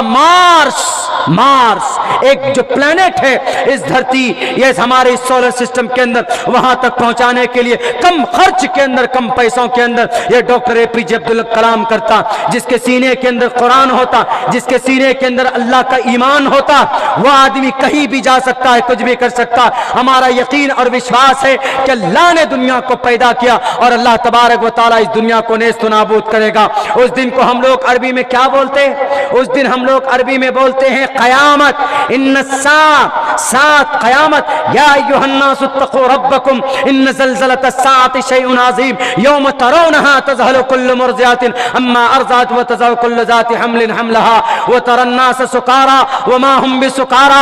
ए ईमान वालों, ए इंसानों, या अय्युहन्नास, ए इंसानों, इत्तक़ू रब्बकुम, अपने रब से बचो, अपने रब से डरो। इन्न ज़लज़लतस्साअति शैउन अज़ीम, जब क़यामत आएगी तो एक हवा चलाई जाएगी, सब लोग बेहोश हो जाएंगे। वन तुम सुकारा वलाकिन्न सुकारा या अय्युहन्नास इत्तक़ू रब्बकुम इन्न ज़लज़लतस्साअति शैउन अज़ीम यौम तरौनहा तज़हलु कुल्लु मुर्ज़िअतिन। जिस माँ के कोख में बच्चा होगा वो बच्चे को वहीं पर हमल उसका ज़ाया हो जाएगा। जिसके पीठ में, जिसके गोद में छोटे बच्चे होंगे दूध पीते हुए, लेकिन उस क़यामत के हौलनाक मंजर को देखकर वो माँ भी अपने उस मासूम से बच्चे को उठाकर फेंक देगी। क्यों? इतनी खतरनाक माहौल पैदा हुआ होगा कि अपनी जान बचाने के लिए देखेंगे लोग एक दूसरे को नशे में, वमा हुम बिसुकारा, लेकिन वो नशा नहीं होगा, वो अल्लाह तबारक व तआला की तरफ से। वलाकिन अज़ाब अल्लाह शदीद, लेकिन अल्लाह तबारक व तआला की जो गिरफ्त होती है वो बहुत मजबूत होती है। वह क़यामत के उस हौलनाक मंजर के अंदर सबको मौत दे दी जाएगी। उसके बाद हश्र का मैदान निर्माण होगा। मुल्क शाम के अंदर आवाज लगाई जाएगी, दो सूर फूके जाएंगे, एक क़यामत को बर्पा करने के लिए, महाप्रलय लाने के लिए, और एक महाप्रलय के बाद दोबारा से फिर रिक्रिएट ऑफ द वर्ल्ड, दुनिया को फिर दोबारा क्रिएट किया जाएगा। सारे लोग होंगे, सारे लोग, हजरत आदम से लेकर क़यामत तक टोटल सब के सब मैदान में खड़े होंगे और अपने अपने आमाल के हिसाब से आदमी पसीने में डूबे हुए होंगे। कोई घुटने तक होगा तो कोई कमर तक होगा। वहां पर एक नेकी की भी जरूरत पड़ेगी ना, माँ होगी, माँ, उसको जरूरत होगी। अल्लाह कहेगा कि तुमको एक नेकी की जरूरत है, जाओ तुम अपने बेटे से ले लो और तुम जन्नत चले जाओ। बेटा सामने होगा, जब देखेगा कि मेरी माँ को एक नेकी की जरूरत है, वो मुंह फेर कर भाग जाएगा। क्यों? एक नेकी मेरी कम हो जाएगी। बाप होगा, बाप कहेगा बेटे से कि बेटे मुझे आधी नेकी की जरूरत है, थोड़ी सी दे दो, वो चला जाऊंगा। कोई नहीं पहचानेगा किसी को। अम्मा आयशा फरमाती है कि सब के सब, एक रिवायत ये भी है कि सब के सब बरहना होंगे, नंगे होंगे। अम्मा आयशा ने पूछा, अल्लाह के नबी, सब के सब नंगे होंगे, देखेंगे एक दूसरे को, एक दूसरे की शर्मगाह को देखेंगे? दुनिया नहीं है कि देख पाओगे। कोई खूबसूरत लड़की जा रहे तो आकर फाड़ फाड़ कर तक रहे हो, उसका नंबर लेने के लिए कोशिश कर रहे हो। कोई समाज की बेटी जाती है तो उसको देखते हो घोर घोर कर। वो दुनिया नहीं है, बल्कि वहां पर इंसान अपने करतूत की वजह से, गुनाहों में, अपने गुनाहों की वजह से इतनी परेशानी में मुब्तला होगा। अम्मा आयशा फरमाती है कि मोहम्मद रसूलुल्लाह ने कहा कि आयशा, दूसरों को देखना तो दूर की बात है, वो इतने हौलनाक मनाजिर होंगे कि इंसान अपने पैर के तरफ भी नहीं देख पाएगा, भूल जाएगा मैं कौन हूं, मैं कौन था। बस सिर्फ एक बात लगी होगी कि बस किसी तरीके से मगफिरत हो जाए हमारी, किसी तरीके से जन्नत में चला जाओ। वम्मा मन ऊतिया किताबहु बियमीनिही, जिसकी किताब उसके दाएं हमाल में दे दिए जाएंगे, खुशी खुशी कहेगा देखो ये मेरा अमल नामा, ये देखो मैंने नमाज पढ़ी, ये लो देखो मैंने ज़कात दी थी, देखो मैंने किसी को गाली नहीं दिया था, ये देखो मेरा। वम्मा मन ऊतिया किताबहु बियमीनिही फयक़ूलु हाउम इक़्रऊ किताब, ये क्या कहेगा? ए अब्दुर्रहमान पढ़ो पढ़ो, ये देखो मेरा रिजल्ट, ये देखो मैं पास किया हूँ, पहले नंबर से पास किया हूँ, मैं फर्स्ट डिवीजन लाया, ये देखो पढ़ो। हाउम इक़्रऊ किताबिया, ये लो पढ़ो, देखो खुशी से। व अम्मा मन ऊतिया किताबहु बियमीनी बिशिमालिही फयक़ूलु युहासबु हिसाबन यसीरा, और वो कहेगा कि काश, जिसको बाएं हाथ में जिसके अमाल नामा दिए जाएंगे, वो कहेगा कि काश हमको यह अमाल नामा दिया ही नहीं जाता। क्यों? बाएं हाथ का मतलब जहन्नम का, दाएं हाथ का मतलब जन्नत का। वहां पर एक एक नेकी की जरूरत पड़ेगी। माँ और बहनों, यौम यफिर्रुल मर्उ मिन अखीही, भाई भाग जाएगा आपका, व उम्मिही माँ बाप, व अबीही बाप, व साहिबती दोस्त, सब भागेंगे। बीवी शौहर को, यहाँ तो बहुत प्यार मोहब्बत की जिंदगी है, लेकिन बीवी नमाज ना पढ़े तो उसके ऊपर कोई रंज, कोई सरजनिश नहीं, कोई ताकीद नहीं, बिल्कुल नहीं। बीवी नमाज नहीं पढ़ती है, ताकीद कीजिए। शौहर नमाज नहीं पढ़ता है तो बीवी अपने एतबार से कहे कि मैं आपको रोटी बनाकर नहीं दूंगी, जाइए, नमाज की तलकीन कीजिए। यही है जो जाने वाला है। वहाँ पर एक दूसरे की नेकी की ज़रूरत पड़ेगी, सब आदमी परेशान हो जाएंगे, कोई किसी को नहीं देगा, भाग जाएगा। शौहर बीवी, बीवी अपने उससे, शौहर से, शौहर अपनी बीवी से, बच्चे सब अलग थलग। नफसी नफसी, वही तो कह रहे होंगे ना, या व यक़ूलु रब्बी नफसी नफसी, हर कोई कहेगा। आदम सफ़ीउल्लाह यक़ूलु रब्बी नफसी नफसी, आदम इब्राहीम खलीलुल्लाह यक़ूलु रब्बी नफसी नफसी, व यक़ूलु मूसा कलीमुल्लाह रब्बी नफसी नफसी, ईसा रूहुल्लाह रब्बी नफसी नफसी, सब नफसी नफसी, सब टोटल के टोटल, कोई नहीं होगा। सिर्फ एक ज़ात मोहम्मद रसूलुल्लाह कह रहे होंगे कि यक़ूलु या रब्बी उम्मती उम्मती। मेरे भाइयों, मेरे साथियों, अल्लाह के नबी अलैहिस्सलातु वस्सलाम जिस शरीयत को, जिस कानून को हमारे बीच लेकर आए, उनमें से मूल सबसे बेहतर और सबसे ज़रूरी और जो इम्पोर्टेंट वो ये है कि हम अपने ईमान की रक्षा करें, अपने ईमान की हिफाजत करें। छोटे मोटे मुशरिकाना अक़ीदे से बिल्कुल नहीं होनी चाहिए। 13 साल तक इस ईमान की तबलीग के लिए बहुत ताकीद के साथ में मेहनत और मशक्क़त की गई। उसके बाद फिर आहिस्ते आहिस्ते 3 साल तक तो इसी के ऊपर मेहनत की गई ना, 3 4 5 हिजरी 5 नबवी तक अल्लाह के नबी को नबूवत मिलने के बाद 3 साल तक यही तबलीग। क्या? अल्लाह एक, अल्लाह एक, अल्लाह एक, अल्लाह एक, एक अल्लाह, एक अल्लाह, ला इलाहा इल्लल्लाह, ला इलाहा इल्लल्लाह।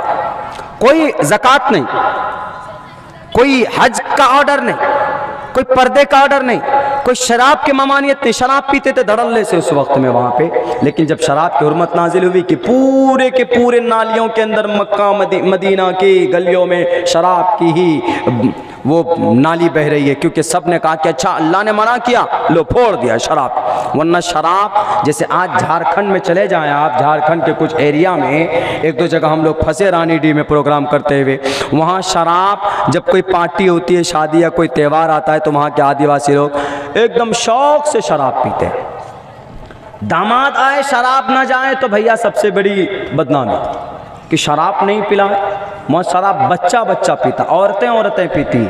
झारखंड के कुछ एरिया में चले जाइए, वहाँ अगर आप टोपी दाढ़ी वाले फंस गए तो आपको भी शराब बनाकर पी जाएंगे। ऐसा निज़ाम आज भी फ़ख्र के तौर पर शराब पीते थे। उसके मुशरिकीन मक्का, कुफ़ार मक्का के ज़माने में, ज़माने जाहिलियत में।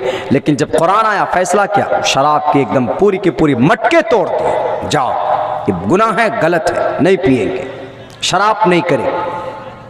मेरे भाइयों, मेरे साथ, दुनिया की सबसे बेहतरीन शरीयत, दुनिया के सबसे बेहतरीन निज़ाम हमारे पास मौजूद है। हमारे अपने अंदर तब्दीली करने की ज़रूरत है। देखिए, वक्त भी काफ़ी हो चुका है, 12 भी बज गए, 12 बजे के बाद 2 भी बज गए, आपके चेहरे में भी 12-2 बज रहे हैं। वैसे उमूमन 12 बजे के बाद कहाँ इतना प्रोग्राम वो हो पाता है, लोग मजबूरन बैठकर सुनते हैं कि चलो भाई है तो हो रही है तकरीर। मौलाना सोहराब साहब, कारी सोहराब साहब चापदानी अभी जो कलेक्शन कर रहे थे, आपको अच्छी बातें बता रहे थे, तो वो ये बोलते हैं कि 12 बजे के बाद तकरीर सुनाई नहीं जाती, तकरीर खिलाई जाती है आदमी को। लीजिए खाओ, जैसे ठोस ठोस को खिलाते हैं ज़बरदस्त, वैसे ज़माना हो जाता। मेरे कैफ, अल्लाह ने हमें ईमान दिया है, ये बहुत ताकतवर चीज़ है, बहुत, इतनी ताकतवर चीज़ है कि जिस मोमिन के अंदर वाक़ियतन ईमान है वो किसी से नहीं डरेगा, किसी से भी नहीं डरेगा। वो सिर्फ अल्लाह से डरता है, बाकी किसी से नहीं डरेगा। डरेगा तो अल्लाह से डरेगा, अल्लाह की एक भी खिलाफ हुक्म की नाफरमानी नहीं करेगा। अब अगर हमारे अंदर ऐसा ईमान है तो फिर तो ठीक है भाइयों मुसलमानों, अगर नहीं है तो ऐसा ईमान बनाइए। जो लोग नमाज पढ़ते हैं, नमाज में सुधार पैदा कीजिए। ये नहीं कि अल्लाह अकबर पूरे दुकान का हिसाब किताब कर रहे हैं, कौन से खेत में क्या बोना है वो नमाजे में हिसाब किताब चल रहा है, कौन से धान के खेत में पानी है कि नहीं है, यूरिया लाना है, खाद डालना है, शाम को मार्केट जाना है, उस बच्चे की ये दवाई लानी है। नमाज में सब यही हो रहा है। सूरह फातिहा भी पढ़ रहे हैं, सूरत भी मिला, लेकिन ये भी बात सोच रहे हैं नहीं, बिल्कुल समम काय शुरू गिरीवाधार नचनम स्थिरा समम संप्रेक्षणा से काम करा दिशा सचानम लोकन्या। क्या मतलब? एकदम नाक की तरफ देखो, अंताबुदल्लाह कन्नक तरा, अल्लाह के नबी फरमाते इबादत ऐसी करो कि नमाज पढ़ते हो तो अल्लाह तुमको देख रहा है, तुम अल्लाह को देख रहे हो, तुम अल्लाह को देख रहे हो। लेकिन अगर ये कॉन्सेप्ट ना बन पाए कि तुम अल्लाह को देख पा रहे हो, ये बात ज़हन में ना आए, तो ये दिमाग में बिठाओ कि अल्लाह मुझे कम से कम देख रहा है। इंसान सबसे ज़्यादा नज़दीक कब होता है अल्लाह का? सबसे ज़्यादा नज़दीक सजदे की हालत में होता। शुरुआत तो तभी से हो जाती है, अल्लाहु अकबर अल्लाहु अकबर। सूरह फातिहा पढ़ रहे हैं, बिल्कुल अल्फाज पर गौर कीजिए, आप क्या पढ़ रहे हैं। नमाज में तबीयत लगेगी, दिमाग इधर उधर नहीं जाएगा। अल्लाहु अकबर, अल्लाह सबसे बड़ा। अल्हम्दुलिल्लाह सना पढ़ेंगे, सुब्हानकल्लाहुम्मा। उसके बाद सूरह फातिहा अल्हम्दुलिल्लाहि रब्बिल आलमीन। तो माने के ऊपर गौर करें, माने के ऊपर नहीं माना समझते, लेकिन गौर कीजिए, इस पे गौर कीजिए, तो इधर उधर दिमाग भटकेगा नहीं, आपका जाएगा नहीं। लेकिन पढ़ भी रहे हैं, बहुत सारे आदमी एकदम पढ़ रहे हैं सूरह फातिहा, कब पूरा हो गया। सूरह फातिहा की जगह कोई दरूद शरीफ पढ़ लेते हैं, कोई अत्तहियात पढ़ लेते हैं, कोई कुछ पढ़ लेते। कायदा उला में बैठकर जहाँ अत्तहियात पढ़ने की जगह वहाँ पर बहुत से मरतबा में आदमी सूरह फातिहा पढ़ लेते। ऐसा करते नहीं, बिल्कुल नहीं। अंताबुदल्लाह कान्नका तरा। हिंदू भाइयों के ग्रंथों में भी ये बात बताई गई, समम कायशिरो गिरीवा धारयन्न चलम स्थिरहा, शांति के साथ। संप्रेक्ष नासिकाम गरहा, संप्रेक्ष नाक के सामने देखो, सामने सजदे की जगह पर देखो। आदमी जब रुकू करता है तो अल्लाह के करीब होता है, लेकिन जब सजदा करता है तो निहायत ही करीब हो जाता है। अगर आपको कोई दुआ आती है तो नफली नमाज में अल्लाह से सजदे में मांगो, क्योंकि अल्लाह को वो जगह, वो मकाम बहुत पसंद है कि एक इंसान 6 फीट का हट्टा गट्टा है, लेकिन उसके बावजूद भी देखो सजदे में जाकर मेरे सामने गिड़गिड़ा रहा है कि अल्लाह मेरी घर की परेशानी को दूर कर दे, या अल्लाह मेरे घर में बीमारी है, मेरे बच्चे को शिफा दे दे, मेरे घर की बीमारी को दूर कर दे, मेरे घर की फला परेशानी को दूर कर दे। आप पढ़िए, मैं आपको लिख कर देने के लिए तैयार हूं। अगर आपकी रोजी रोटी सही है, हराम नहीं खाते हैं आप हलाल खाते हैं, आपके घर में कोई परेशानी हो, नमाज में सजदे के अंदर अगर आप दुआ कीजिए, अगर आपके परेशानी का समाधान अल्लाह तबारक व तआला न कर दे तो आप मेरी गिरबान पकड़ लीजिएगा। लेकिन नहीं करते हैं ना, आए जल्दी फटाफट नमाज पढ़े, अल्हम्दुलिल्लाह सुभान अल्लाह करने के बाद ऐसे इतनी जल्दी जल्दी पढ़ते हैं कि कभी सूरह फातिहा मुकम्मल हुआ कि नहीं हुआ। अभी रमज़ान आएगा, देख लीजिएगा, अल्लाह अकबर अल्लाह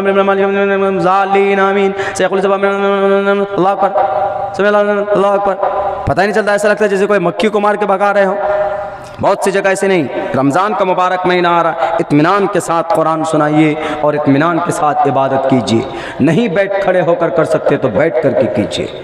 पूरे 3 पारे आप सुनाते हैं अगर एक रात में, आप तरावी की नमाज में, तो आप ढंग से पढ़िए, इतनी तेज़ी के साथ पढ़िए कि समझ में भी आए। ये नहीं कि बिल्कुल पढ़ रहा है एकदम बिल्कुल मधुमक्खी की तरह, शायद की मक्खी की तरह गुनगुन कर रहे, समझ में नहीं आ रहा, तो न सुनाने में भी गुनाह, सुनने वाले को कुछ पता ही नहीं चलेगा। बताइए क्या फ़ायदा पढ़ने का? भाई 30 दिन मिलते, ढंग से पढ़िए, आराम से पढ़िए। एक तो समझते तो है नहीं, वैसे भी नहीं समझते। अगर ऐसा नहीं पढ़ने वाला, बहुत से हाफिज तो हमने देखा अपने पढ़ने के ज़माने में, एक हाफिज साहब था, एक सफ़े को कम से कम वो 10 मरतबा पढ़ा। एक सफ़े को हम लोग मदरसे में पढ़ते थे, जब तरावी की नमाज होती थी चले जाते थे मस्जिदों में, जो हाफिज गड़बड़ किया वहीं टोक देते थे फ़ौरन, फवल्ली वजह का शत्रल मस्जिद जोर से बोल देते तो वही भटक जाता था। किसी हाफिज को भटकाना हो तो पीछे तरावी पढ़ते पढ़ते पीछे कुछ बोल दीजिए ज़रा, यानी कुछ कुरान की आयत बोल दीजिए, देख लीजिए। अगर वो 2 नंबर का हाफिज जी होगा, मतलब वो उसमें गड़बड़ी कर रहे होंगे, तेज़ी पढ़ रहे होंगे, आपको समझ में नहीं हो रहा तो वो उलट जाते हैं फ़ौरन। इसीलिए कुरान करीम को जितने भी हमारे हुफ़ाज़ किराम हैं, अगर आपके बीच में, आपके मस्जिद में आते हैं तो आप उनको कहिए कि मौलाना हाफिज़ साहब आप 15 दिन में पूरा कीजिए, या 20 दिन में पूरा कीजिए, या 30 दिन में पूरा कीजिए। मैं तो ये कहूँगा कि पूरे महीने एक एक पारा सुनाइए, और जो ख़ास आयतें हैं, जो बाइस इबरत है या अहकाम है, उसको बयान करें 10 मिनट 15 मिनट तरावी के बाद कि अल्लाह ने इस आयत में ये बयान किया, इस आयत में ये बयान किया। यही 1 महीना मिलता है। अल्लाह से दुआ करता हूँ कि अल्लाह तबारक व तआला कहने सुनने से कहीं ज़्यादा हम तमाम मुसलमानों को उस पर अमल की तौफीक अता फ़रमाएँ। और रमज़ान के मुबारक महीने अभी बस 2 या 3 तारीख से शुरू होने जा रही है। इस मुबारक महीने के अंदर ज़्यादा से ज़्यादा नेक अमल करने की तौफीक अता फ़रमाएँ। बहुत बहुत शुक्रिया, जज़ाकल्लाह। अस्सलामु अलैकुम व रहमतुल्लाहि व बरकातहू। दुआ करा दें, चलिए दरूद शरीफ।